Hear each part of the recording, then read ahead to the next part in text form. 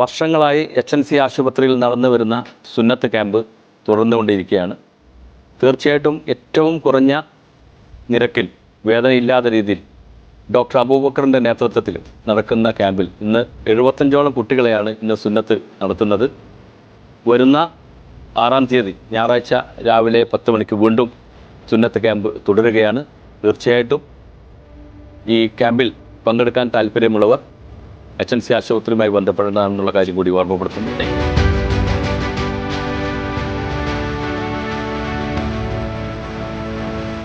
മട്ടന്നൂരിലെ പ്രശസ്തമായ HNC ഹോസ്പിറ്റലിൽ വർഷങ്ങളായി നടത്തിവരുന്ന ഒരു കർമ്മമാണ് ഈ സുന്നത്ത് കർമ്മം എന്നുള്ളത്. ഒരു ക്യാമ്പ് എന്ന നിലയിൽ വളരെ നല്ല ഒരു അറ്റ്മോസ്ഫിയറാണ് ഇവിടെ കാണുന്നത്. മാത്രമല്ല എൻ്റെ മകൻ്റെ സുന്നത്ത് വളരെ നല്ല രീതിയിൽ വളരെ പെട്ടെന്ന് കഴിഞ്ഞ് അത് വേദന ഇല്ലാത്ത രീതിയിൽ വളരെ നല്ല രീതിയിൽ നടത്താൻ കഴിഞ്ഞു.